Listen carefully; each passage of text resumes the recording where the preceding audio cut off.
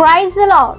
ಯೇಸು ಕ್ರಿಸ್ತನ ಜೀವವುಳ್ಳ ನಾಮದಲ್ಲಿ ನಿಮ್ಮೆಲ್ಲರಿಗೂ ನಮ್ಮ ಜೀಸಸ್ ಲವ್ಸ್ ಪ್ರೇಯರ್ ಮಿನಿಸ್ಟ್ರೀಸ್ ಮೂಲಕ ವಂದನೆಗಳನ್ನ ಸಲ್ಲಿಸ್ತಾ ಇದ್ದೇನೆ.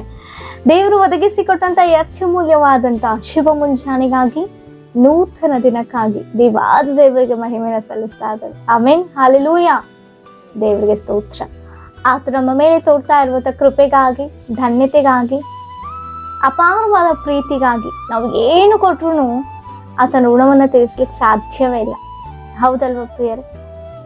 ಸೊ ಅದಕ್ಕಾಗಿ ಆತನು ಬಯಸುವ ರೀತಿಯಲ್ಲಿ, ನಮ್ಮ ಪರಲೋಕದ ತಮ್ಮ ನಮ್ಮ ಕ್ರಿಸ್ತನು ಬಯಸುವ ರೀತಿಯಲ್ಲಿ ನಾವು ಆತನ ವಾಕ್ಯಾನುಸಾರವಾದ ಜೀವಿತವನ್ನ ಜೀವಿಸ್ಬೇಕೆಂಬುದಾಗಿ, ಆತನ ಚಿತ್ತದಂತೆ ನಾವು ನಡೆಯಬೇಕೆಂಬುದಾಗಿ ದಿನ ದಿನವನ್ನು ಒದಗಿಸಿಕೊಟ್ಟು ಅವಕಾಶಗಳನ್ನ ಕೊಡ್ತಾ ಇದ್ದಾರೆ ದೇವರು. ಆಮೇಲೆ ಅವಕಾಶವನ್ನ ನಾವು ಸದ್ವಿನಿಯೋಗವನ್ನ ಮಾಡ್ಕೊಳ್ಬೇಕು. ಅದಕ್ಕೋಸ್ಕರವಾಗಿ ದೇವರು ಈ ದಿನ ನಮಗಾಗಿ ಏರ್ಪಡಿಸಿಕೊಟ್ಟಂತ ವಾಗ್ದಾನ ವಾಕ್ಯವನ್ನ ನಾವು ಧ್ಯಾನಿಸೋಣ. ಜ್ಞಾನೋಕ್ತಿಗಳು 16ನೇ ಅಧ್ಯಾಯ 20ನೇ ವಚನ. ವಾಕ್ಯವನ್ನು ಸ್ಮರಿಸುವವನು ಸುಕ್ಷೇಮವನ್ನು ಪಡೆಯುವನು. ಆಮೇನ್, ಹಲ್ಲೆಲೂಯಾ. ಹೌದು, ಯಾರು ದೇವರ ವಾಕ್ಯವನ್ನ ಧ್ಯಾನಿಸ್ತಾರೋ, ಸ್ಮರಿಸಿಕೊಳ್ತಾರೋ, ಜ್ಞಾಪಕ ಮಾಡಿಕೊಳ್ತಾರೋ, ಸೊ ಅರಿಕೆ ಮಾಡಿಕೊಳ್ತಾರೋ, ಅವರು ಸುಕ್ಷೇಮವನ್ನ ಹೊಂದಿಕೊಳ್ತಾರಂತೆ. ಆತನ ಮಕ್ಕಳಾದಂಥ ನಾವು ಆತನ ಜೀವವುಳ್ಳ ಮಾತುಗಳನ್ನ ಸ್ಮರಿಸುವಂಥವರಾಗಿರ್ಬೇಕು. ಅನೇಕ ಸಂದರ್ಭದಲ್ಲಿ ನಾವು ಆತನ ಪರಿಶುದ್ಧ ದಿನದಂದು, ಆತನ ಪುನರುತ್ಥಾನ ದಿನದಲ್ಲಿ ನಾವು ದೇವರ ಸಭೆಗೆ ಹೋಗಿ ಸಭಾಪಾಲಕರ ಮೂಲಕ ದೇವರಾತ್ಮನ ಮೊಟ್ಟಿಗೆ ಮಾತನಾಡುವಂಥ ಮಾತನ್ನ ಸೊ ಆ ಕ್ಷಣ ಕೇಳಿ ಮತ್ತೆ ನಾವು ಮರೆತು ಹೋಗ್ತೇವೆ.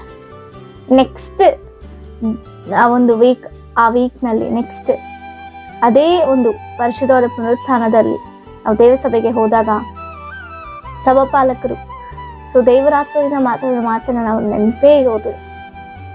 ಒಪ್ಕೊಳ್ತೀರಾ ಈ ಮಾತನ್ನ? ನೆನಪಿರುತ್ತಾ ನಮಗೆ? ಆಲೋಚನೆ ಮಾಡೋಣ. ಅದೇ ರೀತಿ ದೇವರ ವಾಕ್ಯ ನಾವು ಸ್ಮರಿಸುವಂಥವ್ರಾಗಬೇಕು. ಪ್ರತಿನಿತ್ಯ ಪ್ರತಿ ಕ್ಷಣ ಆ ವಾಕ್ಯದಿಂದ ನಾವು ಏನು ಕಲ್ತ್ಕೊಂಡಿದ್ದೇವೆ, ದೇವರಾತ್ಮನ ಏನು ಕಲಿಸ್ಲಿಕ್ಕೆ ಆ ವಾಕ್ಯದ ಮೂಲಕ, ಜೀವವುಳ್ಳ ಮಾತುಗಳ ಮೂಲಕ ನಮ್ಮೊಟ್ಟಿಗೆ ಮಾತನಾಡಿದ್ದಾರೆ. ಎಚ್ಚರಿಸಿರ್ಬೋದು, ಆಶೀರ್ವಾದಕರವಾದ ಮಾತುಗಳನ್ನೇ ಮಾತನಾಡಿರ್ಬೋದು.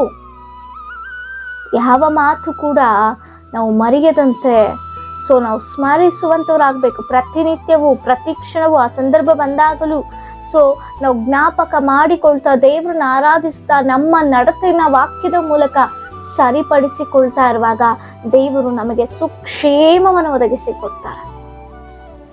ಅನೇಕ ಸಂದರ್ಭದಲ್ಲಿ ಹೊರಗಡೆ ಹೋದಂಥವ್ರು ಮತ್ತೆ ಕ್ಷೇಮವಾಗಿ ಮನೆಗೆ ಬರ್ತಾರಾ? ಒಂದು ಪ್ರಯಾಣ ಬೆಳೆಸಿದಂಥವ್ರು ಮತ್ತೆ ಕ್ಷೇಮವಾಗಿ ಹಿಂತಿರುಗಿ ಸೊ ಒಳ್ಳೆ ಪ್ರಯಾಣದಿಂದಲೇ ನಮ್ಮ ಬಳಿಗೆ ಸೇರ್ತಾರ?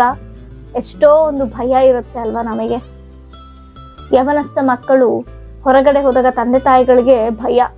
ಸ್ವಲ್ಪ ತಡವಾದ್ರೂ ಎದುರು ನೋಡ್ತಾ ಇರ್ತವೆ, ಭಯ, ಅನೇಕ ನೆಗೆಟಿವ್ ಆದ ಆಲೋಚನೆಗಳು ಬರುತ್ತಾ ಬರಲ್ವಾ?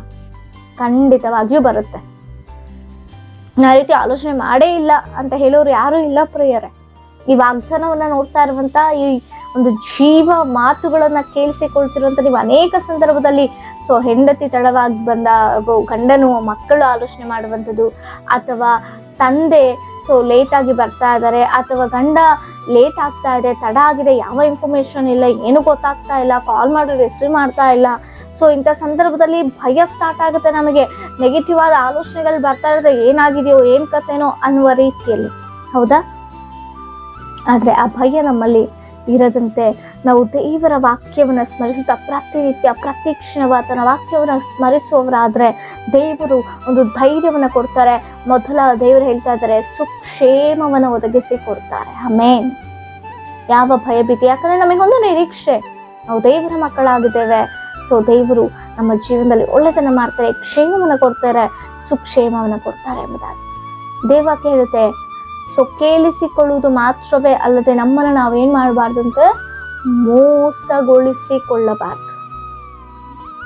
ಜಾಗ್ರತೆ, ಜಾಗರೂಕರಾಗಿ ಕೇಳಿಸಿಕೊಳ್ತಿರುವಂತ ದೇವರ ಮಾತು, ಓದ್ತಾ ಇರುವಂತ ದೇವರ ಮಾತು, ಧ್ಯಾನಿಸ್ತಾ ಇರುವಂತ ದೇವರ ಮಾತು ಸ್ಮರಿಸಿಕೊಳ್ತಾ ಇದ್ದೇವಾ? ನೆನಪಿದೆಯಾ ನಮಗೆ? ಜ್ಞಾಪಿಸಿಕೊಳ್ತಾ ಇದ್ದೇವಾ? ಆ ಕಷ್ಟ ಬಂದಾಗ್ಲೂ, ಆ ಪರಿಸ್ಥಿತಿಗಳಿಗಾಗ, ಆ ಸಮಸ್ಯೆ ಬಂದಾಗ್ಲೂ ಆ ವಾಕ್ಯವನ್ನ ಜ್ಞಾಪಿಸಿಕೊಂಡು ಧೈರ್ಯವಾಗಿರ್ತಾ ಇದ್ದೇವಾ? ಅಥವಾ ಕುಗ್ಗಿ ಹೋಗ್ತಾ ಇದ್ದೇವಾ? ಯಾಕೆ ಪ್ರಿಯರೇ ಜೀವವುಳ್ಳ ಮಾತುಗಳು ನಮಗೆ ಪ್ರತಿನಿತ್ಯ ಅವಶ್ಯಕತೆ ಅಂದ್ರೆ, ಆತ್ಮದಲ್ಲಿ ನಾವು ಬದುಕಲಿಕ್ಕೆ, ಧೈರ್ಯವುಳ್ಳವರಾಗಿರ್ಲಿಕ್ಕೆ, ಇತರರಿಗೆ ಧೈರ್ಯದ ಮಾತನ್ನ ತಿಳಿಸ್ಲಿಕ್ಕೆ. ನಾವೇ ಕುಗ್ಗಿ ಹೋದ್ರೆ, ನಾವೇ ಆ ಧೈರ್ಯಗೆಟ್ಟು ಹೋದ್ರೆ ಇತರರಿಗೆ ನಾವು ಏನ್ ತೋರಿಸ್ತೀವಿ ಮಾದರಿ? ನಮ್ಮ ಜೀವನದಲ್ಲಿ ಆಲೋಚನೆ ಮಾಡೋಣ. ನಮ್ಮ ಕುಟುಂಬಕ್ಕೆ ಏನ್ ಸಂದೇಶ ಕೊಡ್ತೇವೆ ನಾವು ಕ್ರಿಸ್ತರನ್ನು ನಂಬಿದವರಾಗಿ?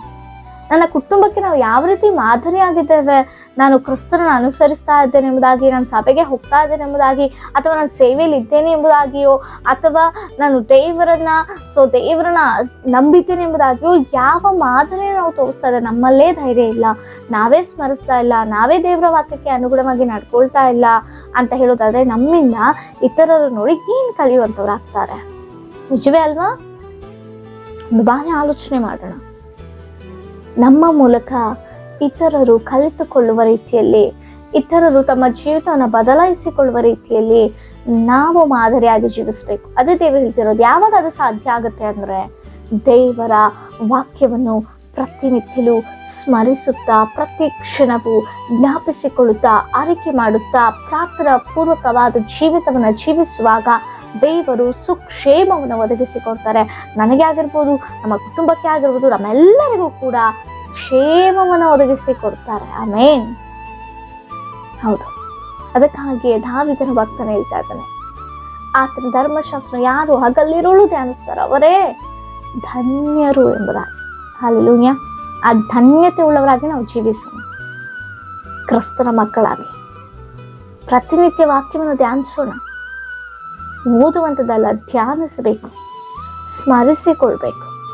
ಸ್ಪಷ್ಟವಾಗಿ ದೇವರ ವಾಕ್ಯ ತಿಳಿಸ್ತಾ ಇದೆ, ಆತನ ವಾಕ್ಯವನ್ನ ಸ್ಮರಿಸುವವರು ದೇವರಿಂದ ಸುಕ್ಷೇಮವನ್ನು ಹೊಂದಿಕೊಳ್ತಾರೆ. ಆ ಕ್ಷೇಮ ಬೇಕಾ?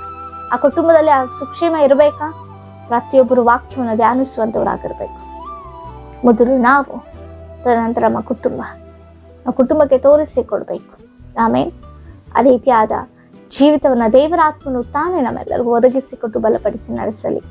ನಿಮ್ಮ ಏನೇ ವಿಜ್ಞಾಪನೆಗಳಿದ್ರು ನಮಗೆ ಕಾಮೆಂಟ್ಗಳ ಮೂಲಕ ತಿಳಿಸಿಕೊಡಿ. ಇದುವರೆಗೂ ನೀವು ಅನೇಕರು ತಿಳಿಸಿಕೊಡ್ತಾ ಇದ್ದೀರಿ. ಖಂಡಿತವಾಗಿ ಪ್ರತಿನಿತ್ಯವೂ ನಿಮಗಾಗಿ ನಾವು ಪ್ರಾರ್ಥಿಸ್ತಾ ಇದ್ದೇವೆ. ಇನ್ನು ಏನಾದರೂ ವಿಜ್ಞಾಪನೆಗಳಿದ್ರೆ ಕಮೆಂಟ್ಗಳ ಮೂಲಕ ತಿಳಿಸಿಕೊಡಿ. ನಿಮಗಾಗಿ ನಾವು ಪ್ರಾರ್ಥಿಸುವರಾಗಿದ್ದೇವೆ. ಪ್ರಾರ್ಥಿಸಿಕೊಳ್ಳೋಣ. ಪರಿಶುದ್ಧರಾದಂಥ ದೇವರ ಮಹೋನ್ನತ ನಿನಗೆ ಸ್ತೋತ್ರ. ಹೌದು ಕರ್ತನ ವಾಕ್ಯವನ್ನು ಸ್ಮರಿಸುವಂತ ಮಕ್ಕಳಾಗಿ, ನಾವು ವಾಕ್ಯದಲ್ಲಿ ಜೀವಿಸುವಂತ ಮಕ್ಕಳಾಗಿ ಅಪ್ಪ, ಸುಕ್ಷೇಮವನ್ನು ಹೊಂದಿಕೊಂಡು ಅನೇಕರಿಗೆ ಮಾದರಿಯಾದ ಜೀವಿತವನ್ನು ಜೀವಿಸುವಂತ ಕೃಪೆಯನ್ನು ನಮಗೆ ಒದಗಿಸಿಕೊಡು. ಈ ವಾಗ್ದಾನವನ್ನು ನೋಡ್ತಾ ಪ್ರತಿಯೊಬ್ಬರ ಜೀವನದಲ್ಲಿ ಕಾರ್ಯವನ್ನು ಮಾಡು. ನಜರೇತಿನ ಯೇಸುವಿನ ಜೀವನ ನಮ್ಮದೆಲ್ಲವನ್ನು ಬೇಡಿ ಹೊಂದಿದ್ದೇವೆ ಪರಲೋಕದ ಪರಮ ತಂದೆಗೆ. ಆಮೆನ್. ಪ್ರೈಸ್